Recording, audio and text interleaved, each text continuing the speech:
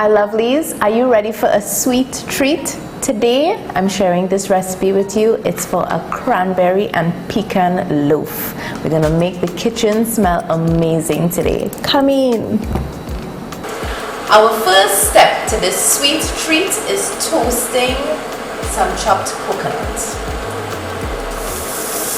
So we have fresh coconut that I chopped in a little food processor, and I'm just in a warm pan, just toasting it, stirring ever so often, making sure the house smells nice.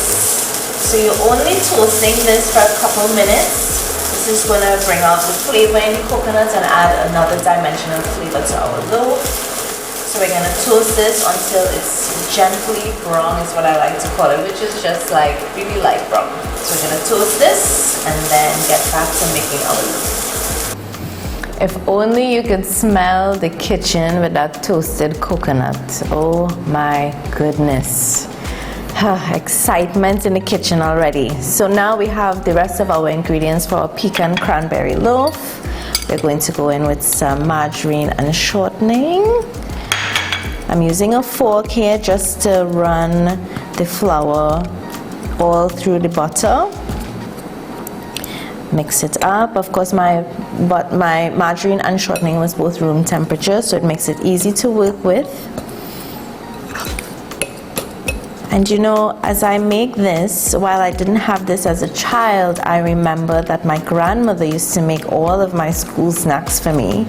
And I feel like that is such a loving thing. I don't know how much of that we can do nowadays with everybody being busy, but I think this recipe is something you can probably do on a Sunday afternoon and maybe just pack it for, you know, your loved ones on Monday morning. Even if it's once a week, you give them a little personal made treat for, you know, for the week, start the week off kind of, you know, loving and positive.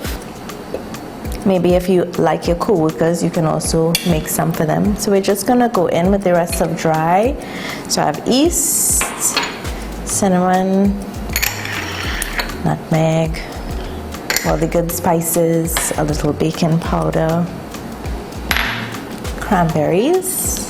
If you're not a cranberry fan, you can definitely choose another ingredient. You know, I'm always telling you all to make the recipe your own.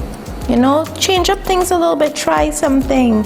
You know, don't just take my word for it or my favorites. Make things personal to you and your family. So now we have our brown sugar, because of course this is a sweet treat. There we go. And I really like to bake with brown sugar. I think it makes such a comforting aspect of any dessert. My toasted coconut. Couldn't you just toast coconut and keep that on in the house, like as a whole scent? Create a vibe, create a mood, a toasted coconut mood. So I have my toasted coconut. Listen, we didn't even put this in the oven yet and it's already smelling real good. Chopped my pecans, and I will tell you again, choose a nut that you like as well. Change it up, 2 different versions of it. And you know, I'm always asking you guys to send me pictures of things that you make. Make sure and tag me. And if you make any changes in the recipe, just let me know.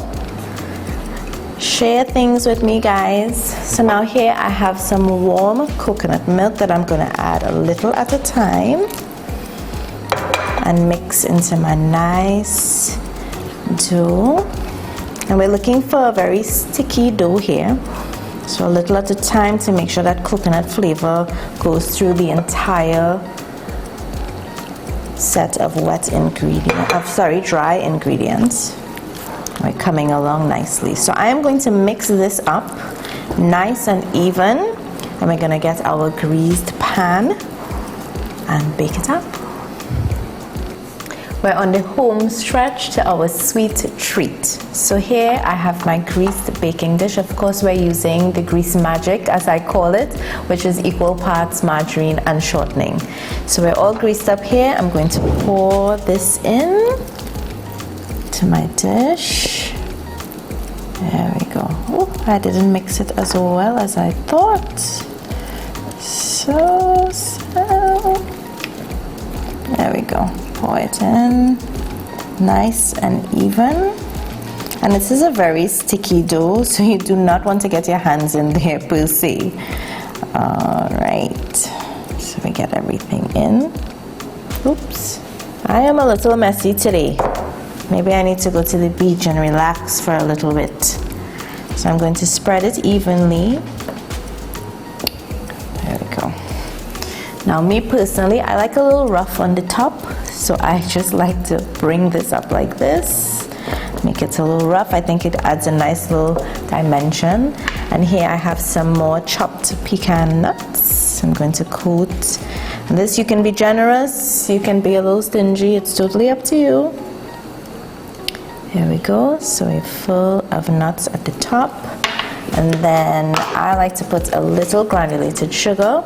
This is optional, of course, because we do have some sugar in to this loaf and it may be a lot for some people, so that is optional.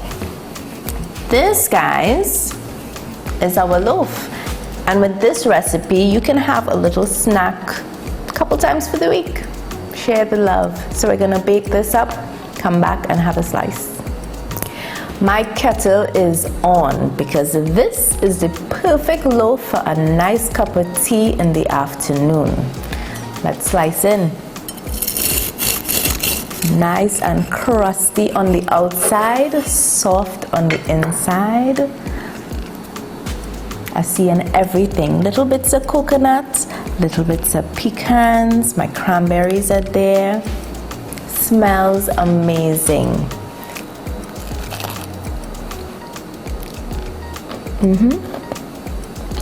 There's always a fight for the end. So I don't know who's going to get the other end, but I got the first end. Just sweet enough. The cranberries is giving us some nice little tartness going through there. This is perfect, guys.